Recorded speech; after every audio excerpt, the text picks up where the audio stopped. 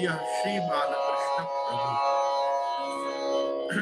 मायावाद तमो निरासन पटु श्री लक्ष्मणस्यात्मज जित्वा राजसभास्थितान् बुधवरो वादेषु संख्यावत शुद्धाद्वैत विभाकरं सुखकरं प्रादर्शयन् निर्भयो वेदोद्धार धुरंधरो विजयते श्री वल्लभार्य प्रभु। न मंत्रेण तंत्रेण च ज्ञान सिद्धौ न वैकुंठ बुद्धिस्तु वैकुंठ लोके गतिर्विठ्ठलेशे मतिर्विठ्ठलेशे रतिर्विठ्ठलेशे सदा वै नमास्तु। तत्वा श्री वल्लभाचार्यान् पुष्टिमार्गोपदेशकान् विठ्ठलेशान् गुरून् स्तौमि बालकृष्णं प्रभुं। श्री कृष्णाय नमः। श्री गुरुभ्यो नमः। उपस्थित समस्त पूज्य चरणों को मेरे दंडवत प्रणाम। आदरणीय शास्त्री वर्ग को मेरा प्रणाम एवं आप सभी मेरे प्रिय वाल्मीकि वैष्णव जनों को, आस्तिक धार्मिक वेद मतावलंबियों को खूब खूब भगवत स्मरण सहित सुस्वागतम।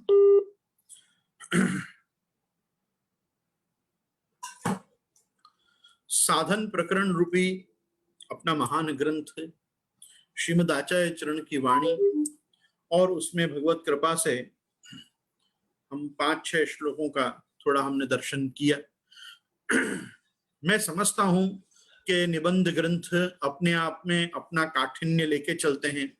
ये जल्दी से अपनी भाषा को सरल नहीं करते क्योंकि इनका नाम ही है निबंध। ये कुछ बंधी हुई बातें कहते हैं और बंधी हुई बातों को मतलब घनीभूत रस को द्रवीभूत किए बिना हम उसको ग्रहण नहीं कर पाते। रस जो होता है वो रस निष्पत्ति होनी बहुत जरूरी है, रस बाहर निकलना बहुत जरूरी। इसीलिए आप इनकी टीकाओं के भी नाम देखेंगे तो जैसे स्वयं महाप्रभु जी की टीका का नाम है प्रकाश, किसी बात पे प्रकाश करना। फिर होता है जैसे कोई दीपक है, दीपक यदि किसी घट में रखा हुआ है तो उसका प्रकाश बाहर नहीं आता, लेकिन अगर उस घट में से दीपक को बाहर निकाल दिया जाए तो हम उसको कहेंगे आवरण भंग। जो आवरण था, जो प्रकाश को बाहर नहीं आने दे रहा था, अब हमने आवरण हटा दिया। तो दशदिगंत विजयी पुरुषोत्तम जी की जो टीका है उसका नाम है आवरण भंग। फिर इस पे बहुत कुछ अंशों में भारत मार्तंड पंडित गट्टू लाला जी की टीका है, उसका नाम है सत्स्नेह भाजन। सत्स्नेह भाजन मतलब दीपक में कितनी चीजें होती हैं? प्रायः दीपक में 3 चीजें होती हैं, बटेरा, घी और बत्ती। घी को अपने यहाँ कहा जाता है स्नेह। तो सत पदार्थ जो है प्रकाश, बत्ती, जिसके ऊपर ये सब टिका हुआ है दीपक की ज्योति, उसमें से स्नेह क्या है, बटेरा क्या है, पात्र क्या है और बत्ती क्या है, ऐसे तीनों पदार्थ अलग अलग करके जब बताए जाएं तो उसको कहते हैं सत स्नेह भाजन। एक टीका का नाम है योजना। ऐसे अलग अलग टीकाएं बनी हुई हैं। उनके हिसाब से यदि हम चलें तो हम शायद एक श्लोक भी 7, 8, 10 दिन तक पढ़ सकते हैं। लेकिन हमारा काम ये नहीं है कि हम एक श्लोक को बिल्कुल पिष्ट पेषण न्याय से पीसते ही रहें और उसमें से जितना सत्व निकालने का प्रयास करें। नहीं, अभी हम एक विहंगावलोकन कर रहे हैं। विहंगावलोकन क्या होता है? Panoramic birds view. मेरी इससे ज्यादा कैपेसिटी भी नहीं है अभी आपको उतना पढ़ाने की कि मैं आपको इन डेप्थ आवरण भंग, सत्स्नेह भाजन, योजना, स्वयं प्रकाश को भी इतनी गहनता से पढ़ाऊं। उसके लिए बहुत मेहनत अपेक्षित है मेरी तरफ से भी और बहुत धैर्य आवश्यक है आप सबकी तरफ से भी। इन सब पदार्थों को बहुत धैर्य पूर्वक गुरु मुखोद्गत अंत्यवासिनः मतलब उपनिषद की तरह गुरु के पास बैठ के ये सब चीजें ली जाती हैं। ये एक बहुत अच्छा माध्यम है कि आज इलेक्ट्रॉनिक इस डिजिटल सोशल मीडिया के माध्यम से आप वास्तव में बिल्कुल मेरे पास बैठ के ही पढ़ रहे हैं और मैं आपको पास बैठ के ही पढ़ा पा रहा हूं। लेकिन फिर भी एक जो अपने यहाँ पांत पांडित्य की एक जो व्यवस्था रही कि एक एक पंक्ति, एक एक अक्षर और एक एक शब्द को हम गुरु मुखोद्गत धारण करें, साथ में ग्रंथ के आवर्तन करें और आवर्तन के बाद टीकाओं को भी विधिवत गुरु के पास बैठ के पढ़ें। इनके लिए मेरे और आपकी दोनों की तरफ से ही थोड़ी थोड़ी इस समय ये व्यवस्था के कारण कमियां हैं। और मैं समझता हूं कि बहुत बड़ा एक काम संप्रदाय में अवस्था भी करती है। आज हम जितने प्राउड होके जितने पदार्थों को सुनेंगे उतने शायद हमको फॉरेन या एलियन कॉन्सेप्ट्स भी संप्रदाय में लगे कि आज तक हमने तो ये सब नहीं सुना। मैं आपको एक बात बताऊं, अभी काफी वैष्णवों को बुरा लगा, मैंने कहा कि पुरुषोत्तम सहस्त्रनाम श्री महाप्रभु जी की कृति नहीं है। अरे लेकिन ये तो आप एक नई बात लेके आए, महाप्रभु जी कृति नहीं। अरे तो मैंने आपको दृष्टांत क्या दिया कि जैसे वेदव्यास जी ने श्रीमद् भागवत जी को प्रकट करी, पर वो वेदव्यास जी की रचना तो नहीं है, वो तो स्वयं भगवदुक्त एक शास्त्र है। उसी प्रकार आज मैं आपको बताऊं, सिद्धांत रहस्य महाप्रभु जी की रचना है कि ठाकुर जी की रचना है? भाई आपको कोई व्यक्ति प्रश्न करेगा कि सिद्धांत रहस्य किसने लिखा, एक सहज जानकारी से आप बोलोगे कि षोडश ग्रंथ में से एक ग्रंथ है सिद्धांत रहस्य, महाप्रभु जी ने लिखा। तो महाप्रभु जी तो उसमें खुद लिख रहे हैं, साक्षात भगवता प्रोक्तम तदक्षरश उच्यते, जो भगवान ने मुझसे कहा मैं तुमको अक्षरशः कह रहा हूं। तो जब अक्षरशः उच्यते कहा और साक्षात भगवान शब्द का प्रयोग किया, तो फिर कर्तृत्व वो ग्रंथ का किसमें चला जाएगा कि षोडश ग्रंथ में से एक ग्रंथ तो स्वयं गोवर्धन धर साक्षात श्री श्रीनाथ जी ने लिखा है। कौन सा ग्रंथ श्रीनाथ जी ने लिखा है? तो कोई भी सिद्धांत रहस्य लिखा है। पर वो क्या महाप्रभु जी की नहीं है क्या रचना? हाँ, महाप्रभु जी की रचना भी है। कैसे महाप्रभु जी की रचना है कि भाई अक्षरशः जो बात आपने कही उसको पद्यबंध, उसको एक छंदोबद्ध कविता के रूप में महाप्रभु जी ने अपन को प्रदान किया। अब अपन में भी किसको दिया? भाई दामोदर दास हंसानी और कृष्णदास मेघन उस समय दो जन पास में थे, उनको ये ग्रंथ रची के सुनायो। तो रची के सुनायो तो रचना में रचना क्या करी? रचना में उसको पद्यबंध किया, उसको छंदोबद्ध कविता के रूप में ढाला, और फिर वो 8.5 श्लोक जो हैं वो दिए। तो इति श्रीमद् वल्लभाचार्य विरचितम सिद्धांत रहस्यम संपूर्णम, ऐसा लिखा हुआ आ गया। उसी प्रकार से वेदव्यास जी समाधि में जाके कहीं भी जाके लेके आए, अपश्यत पुरुषम पूर्णम मायाम च तदुपाश्रयम आदि में खुद ने भी स्पष्ट कर दिया कि भाई मैंने इस प्रकार से श्रीमद् भागवत जी को धारण करी। वो भागवत जी को धारण करके पधारे ये लोक में, समाधि से वापिस इस लोक में जब आप पधारे, जागृत स्वप्न सुषुप्ति और तुरीय अवस्था जो होती है उसमें समाधि लगती है। मैंने ऐसा सुना है, मुझे तो लगी नहीं, लेकिन तुरीय अवस्था में लोगों को समाधि प्राप्त होती है। तो वो जो तुरीय चतुर्थ अवस्था है, वहां से जब वो वापिस लौटे और उन्होंने पूरी श्रीमद् भागवत जी का सृजन जब किया, तो महर्षि वेद व्यास प्रणीतम श्रीमद् भागवतम बनी। उसी प्रकार से वैश्वानरोक्त, ऋषि, अग्नि निरूपित इत्यादि वचनों से स्पष्ट होता है कि इसके कर्ता जो हैं वो साक्षात अग्नि है। ऋग्वेद के अग्निदेव अलग अग्निदेव हैं। ऋग्वेद के जो अग्नि हैं, अग्नि मीड़े पुरोहितम यज्ञस्य देव मृत्युजम, ये जो वेद के अग्निदेव हैं ये परब्रह्मवाची। वेदों का कर्तृत्व जो है वो भी कोई न कोई ऋषि ही आपको वेद देंगे। भाई हर मंडल के, हर मंत्र के अपने अलग अलग ऋषि, देवता, छंद, बीज और सब हैं कि नहीं है? पर फिर भी एक ऋषि हैं जो इस लोक में इन श्रुतियों को, इन ऋचाओं को, इन ऋक इनको प्रकट करेंगे। तो भाई वो ऋषि में माना जाएगा कि भाई ये ऋषि ने अपने को ये शास्त्र दिया।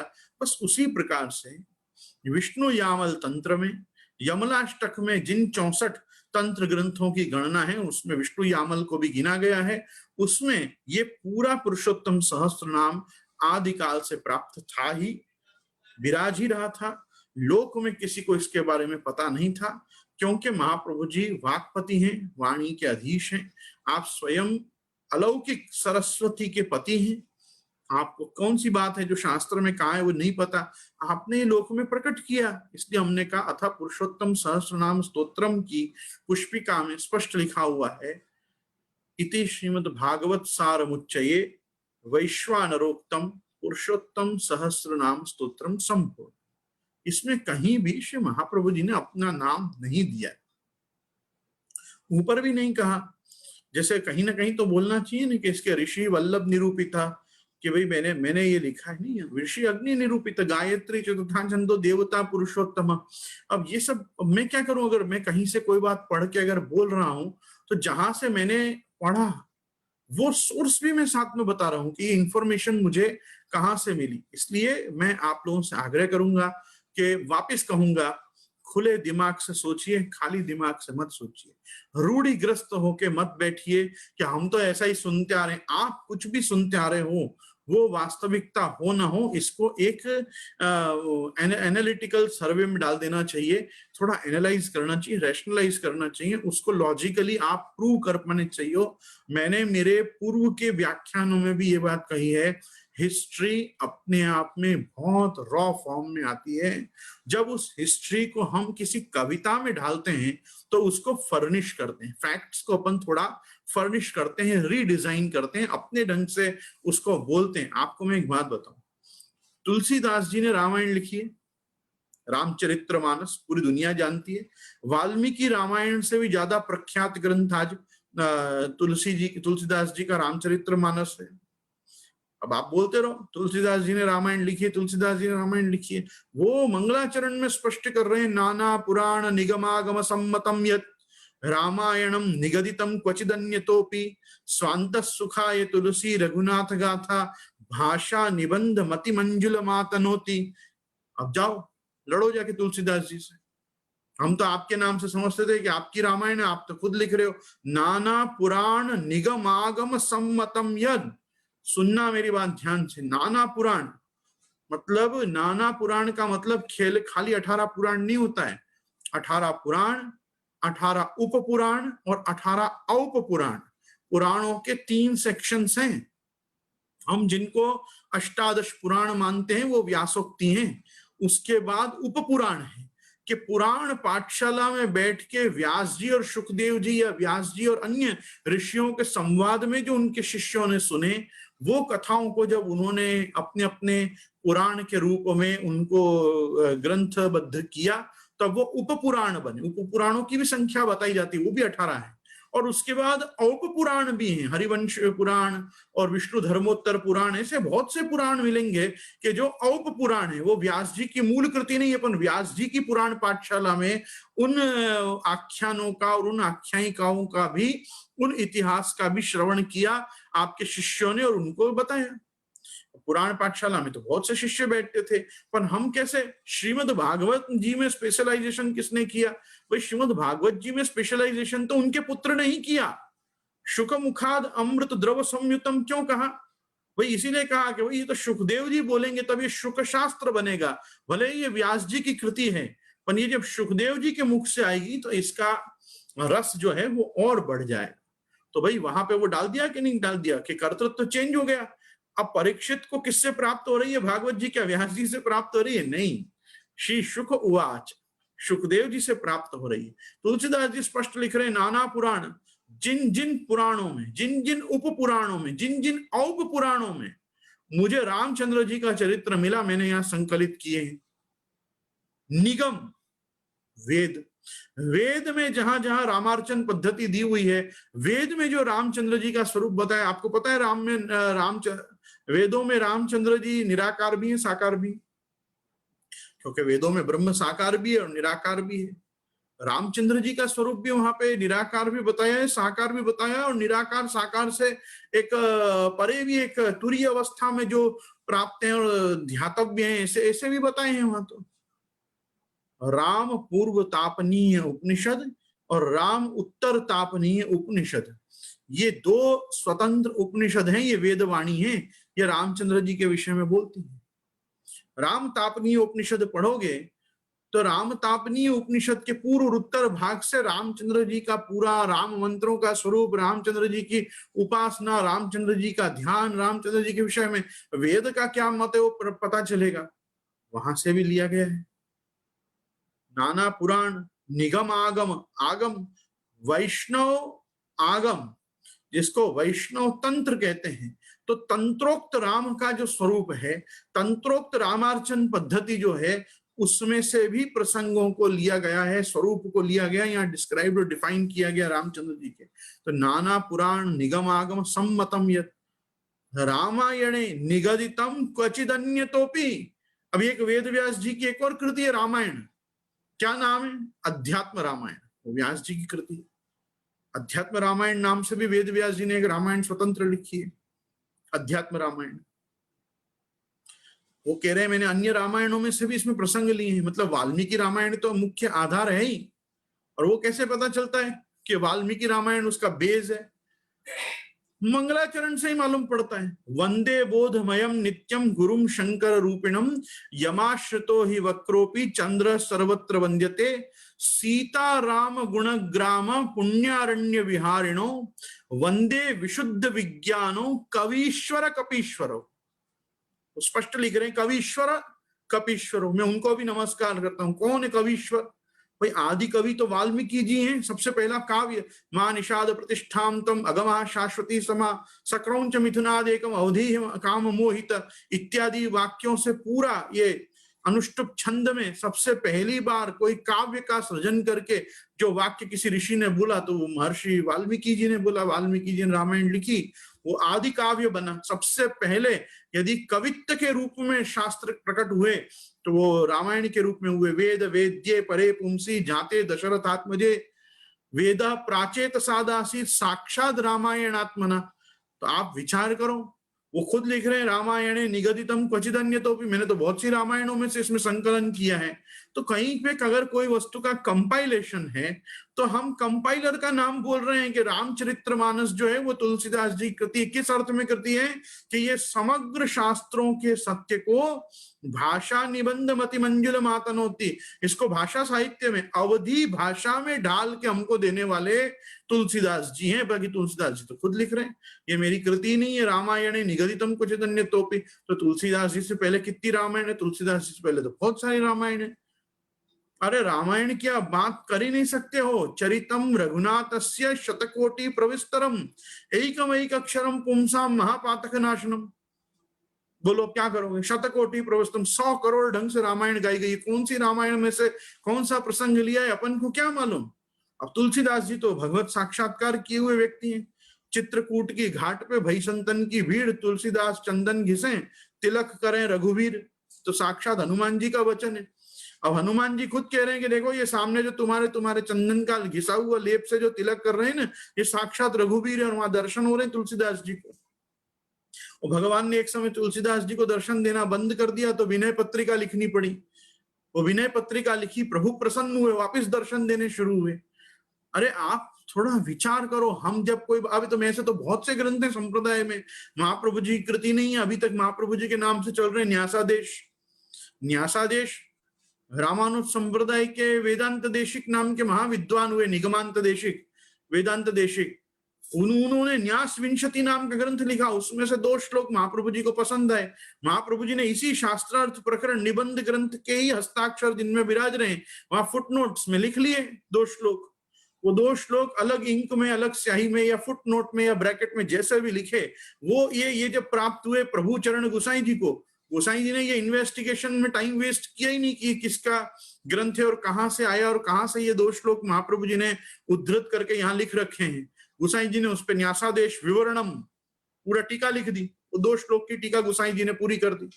अब वो 2 श्लोक की टीका, सॉरी, 2 श्लोक की टीका जब श्री गोसाई जी ने लिखी तो क्या हो गया संप्रदाय में, हाँ ये गोसाई जी की टीका है और ये जिसपे है वो किसका ग्रंथ है? वो महाप्रभु जी का ग्रंथ है। क्यों महाप्रभु जी का ग्रंथ है? महाप्रभु जी के हस्ताक्षर में मिला। महाप्रभु जी के हस्ताक्षर में तो ब्रह्मसूत्र भी मिले थे। क्या ब्रह्मसूत्र महाप्रभु जी की कृति है क्या? नहीं, महाप्रभु जी कृति महाप्रभु जी कृति है। महाप्रभु जी ने प्रकट किया लोक में पुरुषोत्तम सहस्त्रनाम। पहले कोई जानता ही नहीं था, सब खाली विष्णु सहस्त्रनाम को जानते थे। सम्मोहन तंत्र आदि में होने के कारण गोपाल सहस्त्र नाम को जानते होंगे। अन्य कोई प्रकार के विष्णु के, नारायण के, कृष्ण के सहस्त्र नामों को लोग जानते होंगे। ये पुरुषोत्तम सहस्त्र नाम जैसी भी कोई शास्त्रीय प्रपंच है ये तो महाप्रभु जी ने प्रकट करी। ये क्या कम है क्या? अब लोग पीछे पड़े हुए, नहीं महाप्रभु जी की कृति है। कैसे बोला कि वो महाप्रभु जी कृति नहीं है? हाँ मैं बोलूंगा महाप्रभु जी कृति नहीं है। महाप्रभु जी ने लोक में प्रकट करा और वो बहुत बड़ी कृपा अपन पे करी कि अपने को बताया कि श्रीमद् भागवत ऐसा दुर्लभ ग्रंथ है कि जिस ग्रंथ के भी 1000 नाम हो सकते हैं। वो 1000 नाम से क्या अपने को संबोधन होता है? बताओ क्या द्योतन होता है बुद्धि में? यही समझ में आता है कि एक एक नाम पूरी एक लीला को बताते हैं। अगर आपको लीला का श्रवण आपने किया है तो नाम लेते ही आपको वो, अब कोई कहेगा काली फणी माणिक के रंजित श्री पदाम्बुज, तो पूरी कालिय दमन की, कालिय नाग के दमन की लीला याद आनी चाहिए। कैसे भगवान ने कालिया का दमन किया, कैसे उसके ऊपर नृत्य किया तो प्रभु के पद लांछन, उसके ऊपर जो माणिक होते हैं बड़े बड़े नाग के ऊपर। अरे मैं दृष्टांत लेके रहा हूं, मेरे माथा पे कोई मणि नहीं, मेरे कहने का मतलब है उसके जो है उस पे तो रंजित श्री पदाम्बुज, तो वहां जो चरणारविंद की छाप पड़ी, वो छाप आपको मालूम भावना कराएगी ना कि देखो हाँ मैंने वो लीला श्रवण करी है। तो नाम लेते ही रूप, रूप नाम विभेदेन जगत क्रीडति, भगवान तो यही प्रकार के दो भेद करके तो जगत में क्रीड़ा करता है। तो नाम लोगे तो रूप का ध्यान होगा, रूप के बारे में चर्चा करोगे तो नाम स्फुरित होगा। अरे भाई आपको कोई समझाएगा सुनाएगा कि भाई यशोदा जी ने कैसे ठाकुर जी को पकड़ के उखल से बांध दिया, और उखल से बांध दिया तो भगवान ने वो घुटनों चल के जाके और वो यमलार्जुन नाम के वृक्ष थे उनको पटक दिया और नलकूबर मणिग्रीव का उद्धार किया। तो हम कहेंगे ना ये भगवान का नाम दामोदर जी है, ये दामोदर लीला है। दामोदरो भक्ति वश्यो, वो यशोदा जी की भक्ति देख के उनके वश में आ गए और बंध गए प्रभु दाम से। तो नाम लोगे रूप आएगा, रूप का चिंतन करोगे तो नाम स्फुरेगा। भाई आपको किसी का स्मरण करना हो तो आप क्या लेते हो, उसका नाम ही तो लेते हो। और नाम याद नहीं आता है तो क्या कहते हो, अभी मैं नाम से तो नहीं पहचान पा रहा हूं, देखूंगा तो पहचान जाऊंगा। तो नाम और रूप एक दूसरे पे अन्योन्याश्रित होते हैं। तो इसलिए महाप्रभु जी की बहुत बड़ी कृपा है, बहुत बड़ी देन है कि संप्रदाय में, समाज में, इस लोक में और समस्त सनातन धर्मावलंबियों के लिए भगवान के ये सहस्त्र नामों को जो होंगे शास्त्र में, होंगे कोई अन्य तंत्र ग्रंथों में, उनको वहां से उद्धृत करके लोक भोग्य बनाए, वो शास्त्र अपन को दिए और अपने लिए प्रकट किए। बस मेरा इतना ही स्टैंड है। और ये चीज भी अभी हाल ही में गीता प्रेस गोरखपुर ने पूरा पुरुषोत्तम सहस्त्रनाम छापा है। उसकी एडिटर्स नोट में आप देखो कितना रिसर्च मैटर उन्होंने छापा है उसके अंदर, और उन्होंने कहीं भी इस तथ्य को और इस सत्य को नहीं स्वीकार किया है कि ये श्री महाप्रभु जी ने इस लोक में ये शास्त्र को, ये ग्रंथ को दिया, ये महाप्रभु जी की कृपा है। तो हर चीज को रैशनली स्वीकार करना चाहिए, हर चीज के ऊपर डिबेट करने के लिए तैयार रहना चाहिए, और डिबेट करने के लिए अपनी भी कुछ तैयारी, पूर्व पक्ष तैयार होना चाहिए। मैं तो ये बात इसलिए आपके सामने रख रहा हूं, आचार्यों की वाणी का चिंतन कर रहे हैं, आचार्य वाणी का आप श्रवण कर रहे हैं, तो अपने आचार्य चरणों के प्रति आत्यंतिक अहोभाव के साथ उसको लेना चाहिए। मैंने तो साधन दीपिका के प्रारंभ में भी कहा था कि भक्ति मार्ग वितानाय योग तीर्णो होताशन स एव न परम मानम शेषमस्य प्रमांतरम। और वेदादि जितने भी शास्त्र का प्रमाण है वो महाप्रभु जी की वाणी के सामने गौण प्रमाण। मुख्य प्रमाण तो गोपीनाथ प्रभुचरण ने और विठलेश प्रभुचरण ने, आपने श्री महाप्रभु जी की वाणी को ही माना है। अखंड वर पंडित प्रसचंड पाखंडवाद विखंडन सुचंडिमा धरणी मंडला खंड नमन नृपति मंडलिर मुकुट तांडवैर मंडित सपाद नख मंडल पितुरहास्तु में मंडलम। विद्वन मंडन के अंतिम चरण में गुशी गुसाई जी लिख रहे हैं कि मेरे ये ग्रंथ को कौन सिद्ध करेगा। पहले कह दिया वरिवर्ती शुद्धा श्रुतिषु यदि वह व्यास वचन है, लेकिन फिर भी बाद में कहा कि नहीं, ये मेरी बात को सिद्ध तो मेरे पितृचरण के चरणारविंद ही करेंगे। पितुरहास्तु में मंडनम, तो हमारी बातों को सिद्ध कौन करेगा? हमारी बात सिद्ध तभी होंगी जब हम उसको श्री महाप्रभु जी की वाणी में दिखाएंगे कि देखो श्री महाप्रभु जी ने ऐसी आज्ञा करी। तो मैं आप सबों को बस इतना ही कहना चाहूंगा, महाप्रभु जी की वाणी जब हम श्रवण कर रहे हैं तो हमको सज्ञान पूर्वक बैठना चाहिए कि महाप्रभु जी की वाणी हमको हृदयारूढ़ हो, कंठगत हो, बुद्धिगत हो, आचरण में आवे, भक्ति को बढ़ावे। इसलिए हम कम से कम सर्वोत्तम जी, वल्लभाष्टकम, स्फुरत कृष्ण प्रेमामृतम, ये भी देखो नाम रूप गुण, इनका चिंतन करके हम बैठे, हम इनका चिंतन करें और उसके बाद श्री महाप्रभु जी के ग्रंथों को हम पढ़ें। देखो कैसे महाप्रभु जी के ग्रंथ अपने को हृदयारूढ़ सहजता से हो जाएंगे। ये तदुक्तम अपनी दुर्बोधम सुबोधम हो जाएगा। तो सुबोधम स्याद् यथा तथा। अरे मैं तो कहूंगा, द्वारकेश जी ने लिखा है, आचार्य वाचा प्रणमामि भाष्य सुबोधनी स्था इतराश्च यास्ताः मत्स्वान्तमागत्य कृपाप्लुतास्ताम मदीय वाचाम रचयन्तु भूषाम। आज महाप्रभु जी ने सुबोधनी में, भाष्य में, निबंध में, अन्य षोडश ग्रंथ आदि में जो जो बातें करी हैं, किसके लिए करी हैं? मेरे और आपके उद्धार के लिए करी हैं।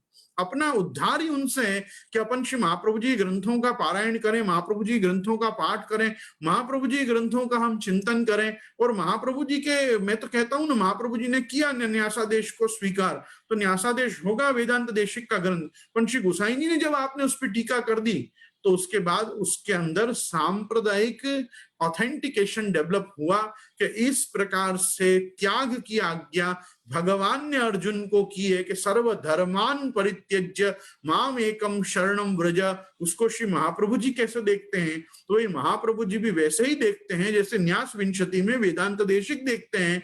तो वेदांत देशिक का वो मत वो पर्टिकुलरली भगवान के द्वारा सर्व धर्म त्याग, तो धर्म त्याग करके भगवान की शरण कैसे जाएगा, किसको समझना हो तो कैसे समझना, उसके लिए वो न्यासादेश के 2 श्लोक अपने पास विराज रहे हैं। उस पर श्री गोसाई जी की टीका देखोगे तो गीता जी में कही हुई भगवान की आज्ञा समझ में आएगी कि सर्व धर्मान परित्यज्य में क्यों धर्म त्याग की आज्ञा अर्जुन को भगवान ने करी। इस हर चीज का एक अनुसंधान होता है, हर चीज का एक कहीं रेफरेंस टू कॉन्टेक्स्ट होता है। बिना रेफरेंस टू कॉन्टेक्स्ट लगाए कहीं से भी हम कुछ पढ़ना भी संप्रदाय में नहीं शुरू कर सकते। इसी कारण से संप्रदाय एक सिलेबस बेस्ड एजुकेशन मांगता है। आपको एक प्रॉपर फोरम से ही जाना पड़ेगा संप्रदाय में पढ़ने के लिए, आप कहीं से कोई भी ग्रंथ उठा के नहीं पढ़ सकते। आज मुझे हर रोज आपको साधन प्रकरण के 1-2 श्लोक बताने के पहले भी ये इतनी भूमिका इसीलिए बांधनी पड़ती है क्योंकि हम कायदेसर साधन प्रकरण के जिन श्लोकों पे चल रहे हैं ना, वो श्लोक संख्या वास्तव में है 211 एंड अबव। ये तो आपके को ग्रंथ जल्दी से स्फुरे, इसलिए हमने जैसे पाठावली में छपा हुआ था वो क्रम से ही क्रोनोलॉजिकली आपको वो नंबरिंग करके 1 2 3 4 5 दी हुई है। बाकी वास्तव में अपन लोग आज जिस श्लोक को देखने वाले हैं वो है 218वें नंबर का श्लोक।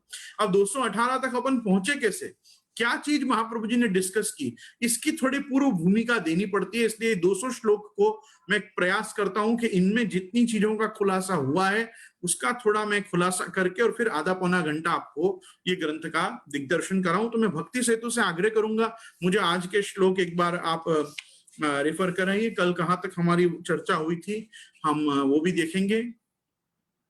अब देखो इसमें श्लोक संख्या जो 6 है, यहां तक कल हमने थोड़ी चर्चा की थी और उसमें था पूर्व संस्कार तस्तत्र भजन मुच्चेत जन्म भी अत्यंताभिनिवेश चेत संसारे न भवेत तदा। और आज हम देख रहे हैं एतावन मात्रताप्यस्ति मार्गेस्मिन मुरवैरिण सर्वत्यागे नन्य भावे कृष्ण मात्रैक मानसे सायुज्यम कृष्ण देवेन शीघ्रमेव ध्रुवम फलम एतादृशस्तु पुरुषः कोटिष्वपि सुदुर्लभ योदारगार पुत्राप्तान प्राणान वित्तमिमं परम हित्वा कृष्णे परम भावम गतः प्रेम प्लुत सदा। यहां तक हम आज देखने का प्रयास करेंगे, फिर जहां तक श्री महाप्रभु जी हमको ले जाएं। तो मैं कल के संबंध में खाली इतना ही आपको कहूंगा कि एक बार हम वापस सब श्रोताओं से मिल लें भक्ति सेतु। यहाँ हमारे गोकुलदास जी मुखिया जी टीकाकार समझा रहे हैं, जहां ताई निश्चल भक्ति सिद्ध न होए तहां ताई भक्ति मार्ग की प्रारंभ दशा समझी जावे है। या प्रकार यज्ञनीशो धारयितुम और अभ्यास्यप्य समर्थोसी मत कर्म परमो भव, गीता जी 12 अध्याय 10वां श्लोक और इत्यादि गीता वाक्योक्त हीनाधिकारीन कीहु फल द्वारा उत्कर्षता वर्णन करिके ये तो सर्वाणि कर्माणि मयि संन्यस्य मत्परः इति गीता वाक्योक्त भक्ति मार्गीय मध्यमाधिकारी जे भक्त हैं, वैदिक मार्ग के फल के समान जिनको फल मिले हैं, जिनको नाश को भय नहीं है, जिनके अर्थ शीघ्र उद्धार करवे की भगवान ने प्रतिज्ञा कीनी है, उन मध्यमाधिकारीन के फल को वर्णन करे हैं सर्वत्यागे इत्यादि। यहाँ पूर्व के श्लोक के अनुसंधान से ये बात बता रहे हैं कि सेवाधिकारी और भक्ति मार्ग के भी जो अधिकारी हैं वो उत्तमाधिकारी, मध्यमाधिकारी और हीनाधिकारी 3 प्रकार के लोग भगवत सेवा करते हैं, भगवान मार्ग पे चलते हैं। सबके सब उत्तमाधिकारी नहीं होते। आपने षोडश ग्रंथ में एक बहुत प्रसिद्ध ग्रंथ देखा होगा और वो है पुष्टि प्रवाह मर्यादा भेदः। पुष्टि जीव अलग व्यवस्था है, मर्यादा जीव अलग व्यवस्था है, प्रवाही जीव अलग व्यवस्था है। भगवत गीता में 2 बार 2 स्वतंत्र अध्याय गुणत्रय विभाग योग और आगे भी जाके सात्विक भक्त, राजस भक्त, तामस भक्त, सात्विक आहार, राजस आहार, तामस आहार, सात्विक दान, राजस दान, तामस दान, सात्विक यज्ञ, राजस यज्ञ, तामस यज्ञ, कितने भेद प्रभेद कर करके भगवान ने श्रद्धात्रय विभाग योग और गुणत्रय विभाग योग ऐसे 2 अध्याय वो करके 14वां और 17वां, मेरे को जहां तक स्मरण अभी हो रहा है एकदम से, वो 14वां और 17वां ये प्रकार से भगवान ने, और उसके पहले आप देखोगे तो क्षेत्रज्ञ विभाग योग, उसके बाद आप देखोगे तो 16वें अध्याय में दैवासुर संपद विभाग योग, दैवी जीव अलग व्यवस्था है, आसुरी जीव अलग व्यवस्था है। प्रवाही जीव जो है वो सबसे ज्यादा आसुरी जीव से क्लोज हैं। ये जो मर्यादा के और पुष्टि के जीव हैं, ये अधिकार भेद से ये दैवी जीव के सेक्शन में आते हैं। तो अपन सबको एक से सोटा से नहीं हाँक सकते, हर व्यक्ति को अपन एक सा भक्ति मार्ग नहीं बता सकते। भक्ति योगो बहुविधो मार्गेर भामिनी भाव्यते। भक्ति योग का निरूपण जहां से शुरू किया कपिल देव जी ने भी माता देवहूति को तृतीय स्कंद में स्पष्ट कह दिया, भक्ति योग के बहुविधो भामिनीर मार्गे भामिनीर भाव्यते। उसमें बहुत सारे मार्ग आएंगे, भक्ति मार्ग भी बहुत प्रकार के होंगे।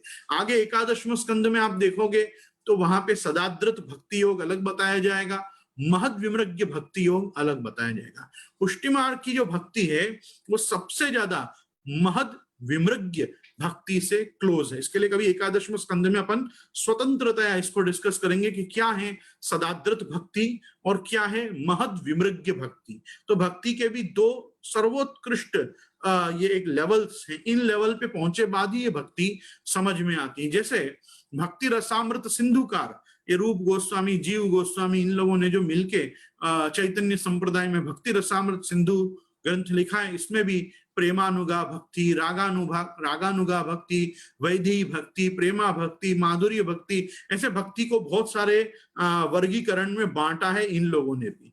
अपने यहाँ भी बहुत सारे लोग होते हैं जिनको वात्सल्य भाव प्रभु पे आता है, बहुत सारे होते हैं जिनको कांता भाव या कांत भाव प्रभु में रहता है, बहुत सारे भक्त होते हैं जिनको प्रभु में जार भाव होता है।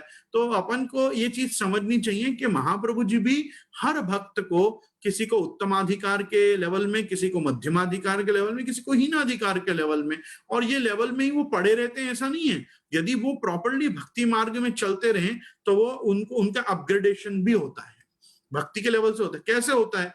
तामस जीव ही रहेगा, राजस जीव ही रहेगा, और सात्विक जीव ही रहेगा। लेकिन वो होते हुए भी आप देखो इनमें एक एक में 3 भेद किए गए कि नहीं किए गए। सात्विक राजस, सात्विक तामस, राजस सात्विक, राजस तामस सात्विक, तामस राजस, तामस, और 10वां भक्त निर्गुण की कैटेगरी में डाला गया है। 10वां भक्त जो निर्गुण कैटेगरी में दोनों व्यवस्थाओं में पड़ा हुआ है, पुष्टि मर्यादा पुष्टि प्रवाह, मर्यादा पुष्टि मर्यादा प्रवाह, और प्रवाह पुष्टि, प्रवाह मर्यादा और प्रवाह। ये 9 वर्ग ये भी करोगे तो भी वहां एक निर्गुण भक्त बैठा हुआ है। और महाप्रभु जी जिस भक्ति को अपन को उपदेश कर रहे हैं उसमें स्पष्ट महाप्रभु जी स्वीकार रहे हैं कि अस्मत् प्रतिपादित तंतु भक्ति निर्गुण्या, मैं तो जो भक्ति बता रहा हूं वो निर्गुणा भक्ति है। और हमने पहले भी डिस्कस किया है कि हमारी जो ठाकुर जी की भक्ति है वो कैसी है? निर्गुण साकार है। हमारी भक्ति निर्गुणा है और हमारे ठाकुर जी कैसे हैं? साकार हैं। क्या प्रमाण है? प्रमाण सर्वोत्तम जी का पहला श्लोक है। पहला श्लोक स्पष्ट कहता है, प्राकृत धर्मानाश्रयम अप्राकृत निखिल धर्म रूपमिति निगम प्रतिपाद्यम यत् तत्शुद्धम साकृति। तो भगवान साकार है और साकार ब्रह्म जो है उसके सामने जब भक्ति करनी है तो भक्ति कैसी हो जाएगी? भक्ति हो जाएगी निर्गुण। तो निर्गुण साकार की जो हमारे यहाँ भक्ति है, सगुण साकार की भक्ति हमारे यहाँ नहीं है, हमारे यहाँ निर्गुण साकार भक्ति है। वो निर्गुण साकार भक्ति को अचीव करने के लिए 3 प्रकार के लोग होंगे। और जहां तहीं निश्चल भक्ति सिद्ध न होए तहां तहीं भक्ति मार्ग की प्रारंभ दशा समझी जाए। प्रारंभ दशा में व्यक्ति तामस भक्ति या यूं कहो कि प्रवाह भक्ति ऐसे ही आएगा और धीरे धीरे वो उसका अपग्रेडेशन होगा और वो अपने मूल स्वरूप को नहीं छोड़ेगा। भाई श्रीमद् भागवत जी में स्वयं हम देख सकते हैं तामस भक्त, राजस भक्त, सात्विक भक्त। तो ब्रज भक्त जितने भी हैं वो सब काय में डाले गए? ब्रज भक्त सब तामस भक्त में डाले गए। वो क्यों डाले गए? वो सब चीजों में आप जितना ये सब शास्त्रों में उतरोगे उतना आपको सुबोधनी का वजन समझ में आएगा, उतना हमको। अच्छा ये सब क्या है? देखो वैष्णवन को महाप्रभु जी ने षोडश ग्रंथ के माध्यम से अपने हर शास्त्र को चखा दिया है, जिसको अपन कहते हैं ना टेस्टर। टेस्टर क्या होता है? जैसे छोटी छोटी बोतल में परफ्यूम्स आते हैं, वो टेस्टर होते हैं। आप उनको लगा के देखो, आपको आनंद आ रहा है, फिर बड़ी बोतल लेंगे। तो षोडश ग्रंथ में ना हर ग्रंथ जो है वो एक प्रकार से किसी महाप्रभु जी की बड़ी रचना का वो टेस्टर है। चाहे वो शुद्धाद्वैत पर ग्रंथ हो, ब्रह्मवाद परक ग्रंथ हो, पुष्टि मार्ग परक ग्रंथ हो, सेवा विषय ग्रंथ हो, महाप्रभु जी के। अब इसमें आपको मैं बताऊं, सुबोधनी से कौन सा ग्रंथ टच करता है? सुबोधनी से ग्रंथ टच करता है निरोध लक्षण। भाई निरोध लक्षण क्यों करता है? क्योंकि दशम स्कंद क्या है? दशम स्कंद निरोध लीला है। निरोध क्या है? निरोधो अस्यानुशयनम स्वात्मनः सह शक्ति भी, जहां भगवान अपनी समस्त शक्तियों के साथ सानंद शयन कर रहा है। नमामि हृदये शेषे लीला क्षीराब्दिशायिनम लक्ष्मी सहस्त्र लीला भी सेव्यमानम कला निधिम, जहां प्रभु विराज रहे हैं वो है दशम स्कंद। दशम स्कंद का कौन सा स्कंद बताया है? निरोध लीला बताया है। निरोध लीला क्या है? तो भाई वो तो स्पष्ट कहा, हरिणा ये विनिर्मुक्ता ते मग्ना भवसागरे ये निरुद्धास्त एवात्र मोद मायांत्य हरनिशम। भाई ये तो हमारे निरोध का स्वरूप है। और निरोध क्या है? भाई संसार विस्मृति पूर्विका भगवद आसक्ति इति निरोध। भाई संसार को विस्मृत करो और पूर्ण भगवद आसक्त होके और ऐसे हो जाओ कि यदा विषया रोचते तदा कृष्ण न रोचते, यदा कृष्ण रोचन्ते तदा विषया न रोचते। जब वो अवस्था आ जाए तो कहा जाएगा हाँ ये निरुद्ध है। अरे भाई अच्छ दुखम यशोदाया नंदादीनाम च गोकुले गोपिकानाम तु यद दुखम तद दुखम स्यान् मम क्वचित्। गोकुले गोपिकानाम तु सर्वेषां ब्रजवासिनाम यत् सुखम समभूतन्मे भगवान किम विधास्यति। उद्धव आगमने जाता उत्सवसु महान यथा वृंदावने गोकुले वा तथा में मनसी क्वचित। ये देखो संयोग विप्रयोग और उभय दलात्मक श्रृंगार रस मेरे में ठाकुर जी कब स्थापेंगे? अब यहीं से ही वो प्रश्न उठ रहा है। तो वो कहा है, वो क्या है? निरोध लक्षण जो है सुबोधनी में प्रवेश करने की षोडश ग्रंथ में दी हुई एक कुंजिका है। वो कुंजिका का प्रयोग करके आदमी यदि निरोध के स्वरूप को, दशम स्कंद के स्वरूप को, सात्विक राजस तामस भक्तों के स्वरूप को इनको समझेगा तब समझ में आएगा ना गोपी गीत में कि ये तामस गोपी बोली, ये राजस गोपी बोली, ये सात्विक गोपी बोली, ये कौन सी गोपी बोली। अब जाके बैठ जाते हैं सभाओं में, आज तो मैं गोपी गीत ना रसपान में आता, आज हमें वेणु गीत ना रसपान में आता। क्या रसपान हो रहा है तुमको ही मालूम है। वहां कुछ नहीं मिलने वाला। क्यों? वे अल्फाबेट्स पढ़े ही नहीं अभी तो, ABCDEFG पढ़ा ही नहीं है व्यवस्थित, क ख ग घ 12 खड़ी याद करी ही नहीं है अभी तो, उपे वहां जाके बैठ गए। अरे तुमने सटीक षोडश ग्रंथ पढ़ा होता, कम से कम निरोध लक्षण पूरी टीकाओं के साथ पढ़ा होता तो समझ में आता कि गोपीजन बोल रहे हैं मतलब कितनी बड़ी बात है कि गोप्य ऊंचू। अब गोपीजन बोलना शुरू कर रही है। वो जो बोल रही है वो क्या बोल रही है? अक्षणवताम फलमिदम। ये जो हम आपको देख पा रहे हैं ये सबसे बड़ा फल है। और थोड़े दिन पहले एक महानुभाव पीछे पड़ गए, दर्शन भक्ति कौन सी भक्ति होती? दर्शन भक्ति कौन सी भक्ति होती? दर्शन तो कोई भक्ति नहीं, 9 भक्ति में से सब दर्शन करने भागते, दर्शन कौन सी भक्ति होती? दर्शन भक्ति नहीं होती। धन्यास्त मूढ़ मतयोपि हरिण्येता या नंद नंदन उपाच विचित्र वेशम आकर्ण वेणुरनितम सह कृष्ण सारा पूजाम दधुर विरचिताम प्रणयावलोकई। वेणु गीत पढ़ो, दर्शन भक्ति भी मिलेगी। फिर श्रवणम कीर्तनम में ढूंढते हैं। अरे 10वीं भक्ति प्रेम लक्षणा है। वो प्रेम कैसे प्रकट होगा? प्रेम आंखों से ही प्रकट होगा। आंखों से व्यक्ति बता देता है वो गुस्सा है, नाराज है, व्यंग कर रहा है, हास्य कर रहा है, विनोद कर रहा है, पाखंड कर रहा है कि सत्य बोल रहा है, ये आंखों से पता चल जाता है। वहां लिखा है प्रणयावलोकई। वो प्रेम से देख रहे हैं प्रभु को वो लोग, वही उनकी पूजा है। तो ठाकुर जी को जाके प्रेम से निहारना क्या दर्शन करना भक्ति नहीं बना? अरे भक्ति बना, कैसे बनेगा? ये छोटी छोटी संप्रदाय की चीजें हैं, ये गुरु के पास बैठ के ली जाती हैं। ये ऑनलाइन डिबेट से नहीं आएंगी। ये ऑनलाइन बैठ के, ये कोई अपन लोग न्यूज चैनल पे थोड़ी बैठे डिबेट कर रहे हैं कि कौन सी पार्टी सही बोल रही है। संप्रदाय में आज क्या स्थिति है? इसकी पार्टी अलग, उसकी पार्टी अलग, ये अलग बोल रहा है, वो अलग बोल रहा है। ये क्यों बोल रहे हैं? एक सिंपल, एक कॉमन एजुकेशन बोर्ड नहीं होने के कारण।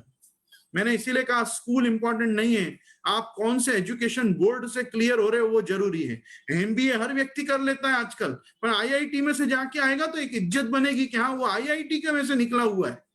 क्यों? ये चीजों को सांप्रदायिक लेवल पे भी विचारो, ये चीजों को सांप्रदायिक लेवल पे भी सोचो कि हमारा एजुकेशन बोर्ड तगड़ा है कि नहीं। हम जहां से भी अपने आप को उत्तीर्ण मान रहे हैं, हम उत्तीर्ण हुए भी हैं कि अधपतन हुआ है हमारा? विचार का तो हुआ है। क्यों? उसके पीछे सापेक्ष जो पढ़ाई है वो पढ़ाई नहीं हो पाई है हमारे समाज से। हमारे समाज ने ना विधिवत वार्ता साहित्य को ही देखा, ना हमारे इतिहास ग्रंथों को ही देखा, ना सिद्धांत ग्रंथों को ही देखा। सिद्धांत क्या है? इत्थम इदम, इत्थमिदम, ये ही है और ऐसा ही होता है, उसको कहते हैं सिद्धांत। और इतिहास क्या है? इतिहास, इतिहास, ऐसा हुआ है, और जो हुआ है वो भी जानना पड़ेगा, और क्यों हुआ है वो भी जानना पड़ेगा। क्यों हुआ है मतलब सिद्धांत है। इत्थमिदम, ये इस प्रकार से है, इसलिए इसलिए मैं लोगों से आग्रह करता हूं, आप ये मत समझो पाठ करने से क्या मिलता है।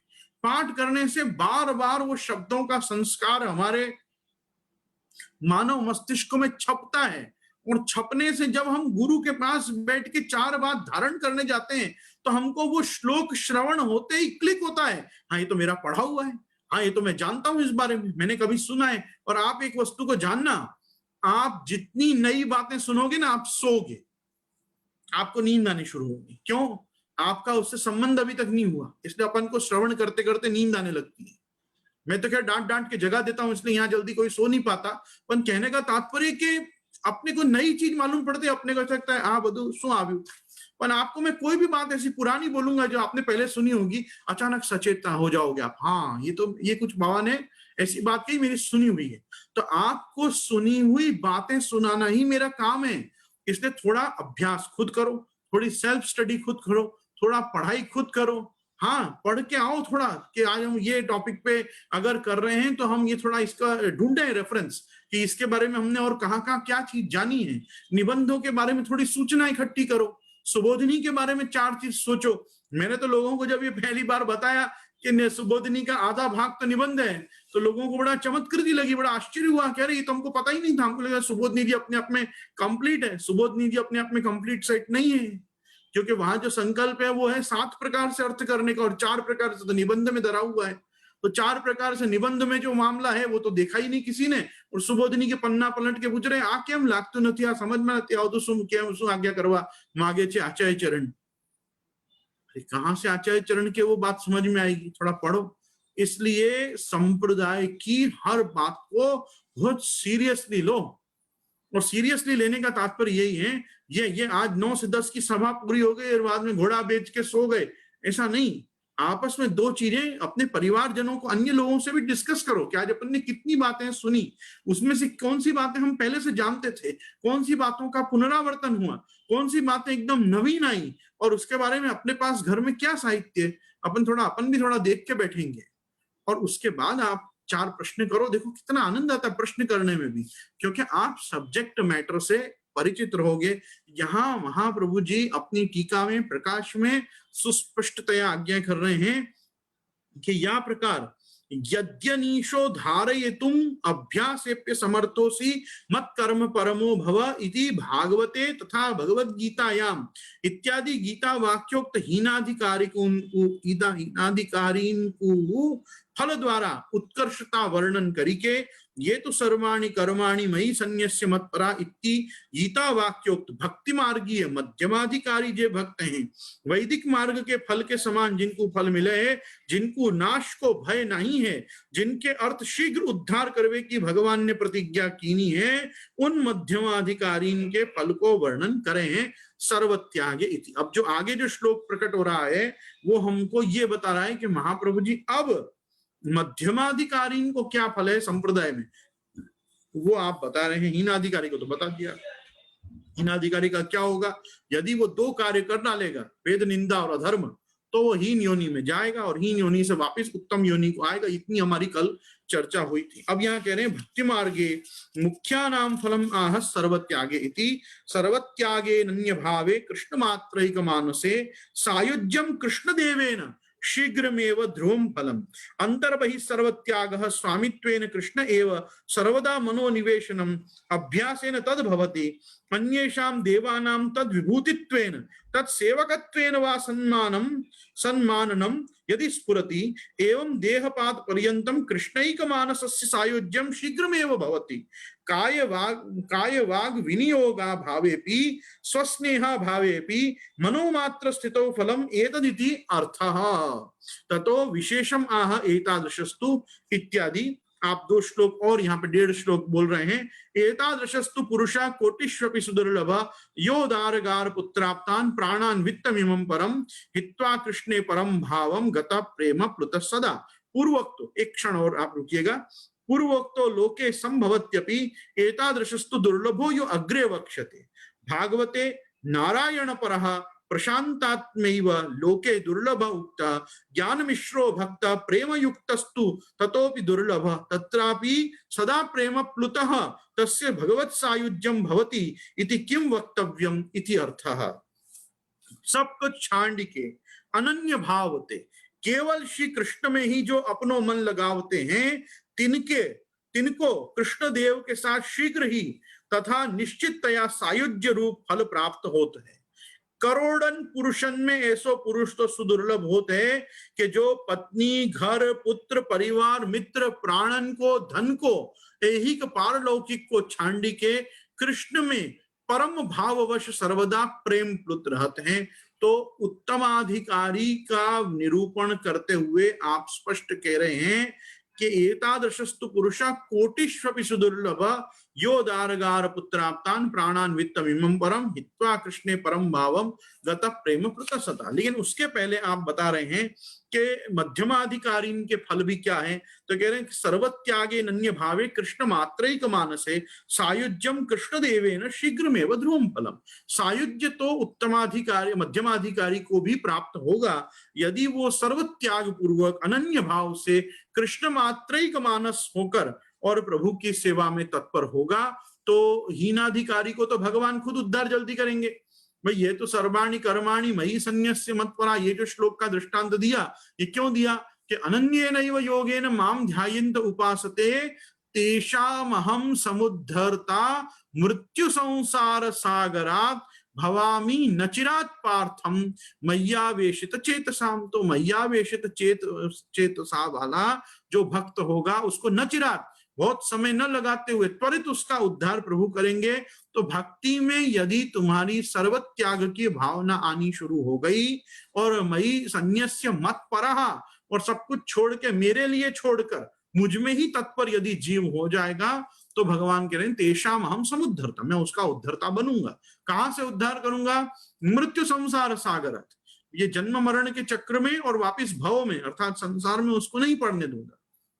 भवामी नचिरात पार्थम, और ये कार्य करने में मैं समय भी नहीं लगाऊंगा। पार्थ है अर्जुन, मैं ये कार्य जल्दी करूंगा। ये क्यों जल्दी करने की बात भगवान करें? भगवान भक्ति योग बोल रहे हैं, ये भक्ति योग में स्थित भगवान का वचन है, इसलिए प्रभु उसमें नचिरात पार्थम मय्यावेशित चेतसाम, जो मेरे में आविष्ट चित्त हैं मैं उनके लिए ऐसा करूंगा। तो वो यद्यपि उनको हीनाधिकारी कैटेगरी में डालोगे तो भी भगवान के द्वारा उद्धार तो वहां भी होगा, लेकिन वहां भगवान द्वारा उनका उद्धार है, वो अपनी भक्ति से उद्धृत नहीं हो रहे हैं। इसलिए अधिकारी तो वो हैं, भक्त तो हैं, लेकिन वो हीनाधिकारी हैं। ये बिल्कुल जड़ भाव वाले भक्त हैं कि भगवान आएंगे इनका उद्धार करेंगे तब इनका उद्धार होगा, ये कुछ भी नहीं करेंगे। अभी हाल पुष्टि मार्ग में यही हो रहा है, प्रभु अपनी तरफ से जाके हर व्यक्ति का उद्धार कर रहे हैं, उसके सब अनिष्ट निवारण कर रहे हैं, अभिष्ट सिद्ध कर रहे हैं। जीव अपनी कृति से कुछ भी संप्रदाय में जल्दी से प्राप्त नहीं कर पा रहा है। अपन प्राय सामाजिक दशा में सार्वजनिक क्रम में ऐसा ही देख पा रहे हैं। फिर आई मध्यमाधिकारी की बात, तो मध्यमाधिकारी के लिए और बाद में उत्तमाधिकारी के लिए भगवान वल्लभाचार्य यहाँ पे स्पष्ट कह रहे हैं कि सायुज्यम कृष्ण देवेन शीघ्रमेव ध्रुवम फलम। कब? अंतर बहि सर्वत्याग, अंदर और बाहर सब प्रकार से उसका त्याग यदि हो। स्वामित्वेन कृष्ण एव सर्वदा मनोनिवेशनम, बहुत बड़ी बात महाप्रभु जी कह रहे हैं, सुनना ध्यान से, कि स्वामित्वेन मेरे स्वामी कृष्णम एव, कृष्ण ही है मेरे स्वामी, ऐसा सर्वदा जो मनोनिवेश कर सके। तो महाप्रभु जी उसका प्रकार बता रहे हैं, ऐसा कैसे होगा? अभ्यासेन तद्भवति, अभ्यास योगेन कौन्तेय मामिच्छाप्तुम धनंजय। तो भगवान ने गीता जी में पूरे में यही कहा है, तेरे को क्या करना है, कौन सा योग करना है? अभ्यास योग करना है। अपनी यहाँ सेवा में कौन सा योग चलता है? अभ्यास योग चलता है। श्रृंगार करने का अभ्यास होगा, प्रभु रोज सुंदर सुंदर श्रृंगार धरा लेंगे। श्रृंगार करने का अभ्यास नहीं होगा, रोज पाक गिरेगी, टोपी गिरेगी, कुलिया गिरेगी, एक दिन अपन बिगड़ जाएंगे। भाई क्यों? अभ्यास ही नहीं है। हाथ ठाकुर जी को कहां से पकड़ने वही नहीं आ रहा है। क्यों नहीं आ रहा है? किया ही नहीं है कभी। मम्मी सेवा करता था, दादी सेवा करता था, ये लोगों को कुछ नहीं आता है। टोपी कहाँ धरानी खबर नहीं पड़ती है। क्यों? संसार को ही टोपी पहनाना सीखे, ठाकुर जी को टोपी पहनाना नहीं सीखे। भाई समाज और संसार को बहुत पहनाई, ठाकुर जी को तो पहराओ। क्या होता है, ठाकुर जी भी फिर इनको टोपी पहराता है, तब इनको बहुत देर बाद समझ में आती है कि हम तो प्रभु टोपी पहरा दी। तो इसलिए ये क्या अभ्यास है, समर्थोसी मत कर्म परमो भवा मदर्थम अपि कर्माणि, ये सब जो वाक्य है ये भगवान ने गीता जी में बार बार कहे हैं अर्जुन को। अर्जुन अभ्यास करो, अर्जुन अभ्यास करो। आचार्य चरण भी यहाँ कह रहे हैं कि ये कब होगा, स्वामित्वेन कृष्ण एव सर्वदा मनोनिवेशनम, जब अभ्यासेन तद्भवति। फिर कह रहे हैं अन्येषाम देवानाम तद विभूतित्वेन, विभूतित्वेन, भाई अन्य देवताओं को देवता मत मानो, भगवान की विभूति मानो कि ये भगवान के ही प्रकट हुए हैं, भगवान की विभूति है। तत्सेवकत्वेन वा सम्माननम, उनका सम्मान भी जब करो तो भाई ये भी प्रभु के सेवक हैं, जैसे मैं प्रभु का सेवक हूं, ये 33 कोटि देवता भी जो हैं ये भी भगवान के सेवक हैं, ऐसा मानो। यदि स्फुरति, ऐसा स्फुरन जब हो, एवं देहपात पर्यंतम कृष्णैक मानसस्य सायुज्यम शीघ्रमेव भवति, और जब तक देहपात नहीं हो तब तक कृष्ण एक स्वामी है मेरे, ऐसा मनोनिवेश जो बना रहे, तो वो मानस जिसका रहेगा उसको शीघ्र में वह सायुज्यम भवती, उसको महाप्रभु जी कह रहे हैं उसको जल्दी से भगवत सायुज्य प्राप्त होगा। काय वाग विनियोगा भावेपि स्वस्नेहा भावेपि मनोमात्र स्थितो फलम एतद इति अर्थः। यहाँ पे क्या है कि काया मतलब देह, वाणी, इन सब का विनियोग नहीं हो रहा है, इसका जो अभाव हो रहा है, और स्वस्नेहा भावेपि, खुद का स्नेह भी इसीलिए डेवलप नहीं हो रहा है। क्यों? केवल मनोमात्र स्थितो फलम एतदिति अर्थ। महाप्रभु जी कह रहे हैं ये लोग कौन से लोग हैं, मध्यमाधिकारी में क्यों फंस गई है, हमें हृदयથી બધું માનીએ પણ સેવાનો સમય જ નથી મળતો, કેવો લોગ છે, હૃદયથી તો અમે બધું માનીએ, સંપ્રદાયમાં જેટલું છે અમે હૃદયથી બહુ માનીએ, પણ કાયા જાવે નહીં, વાણી જાવે નહીં, ને પાઠ करे न सेवा करे। तो ये कौन लोग हैं? ये मन से सब मानने वाले लोग।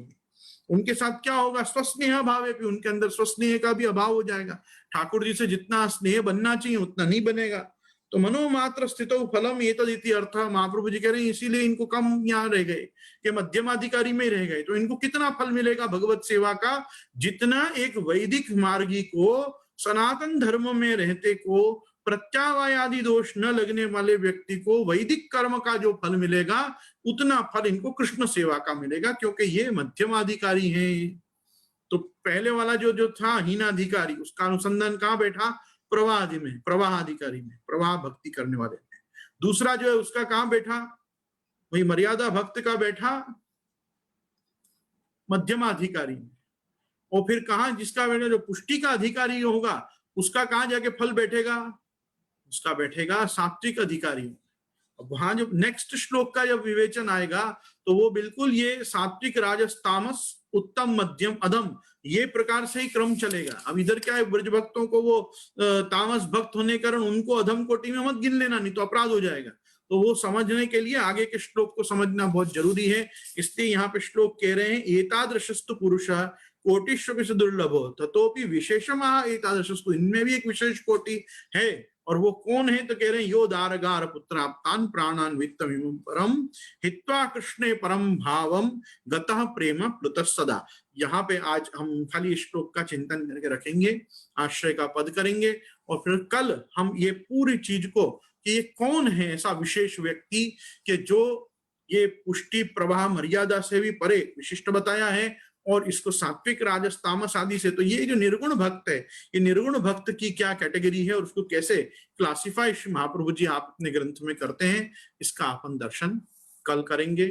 दृढ़ न चरणन केरो भरोसो, दृढ़ न चरणन केरो, श्रीवल्लभ नख चंद्र छटा बिना सवयुग माझ अंधेरो भरोसो, दृढ़ न चरणन केरो, साधन और नहीं आ कली में, जासो हो ये निवेरो, सूर कहा कहे द्विविध आंधरो, बिना मूल को चेरो भरोसो, दृढ़ न चरणन केरो भरोसो। श्री गोवर्धन नाथ की जय। श्याम सुंदर श्री यमुने महारानी की जय।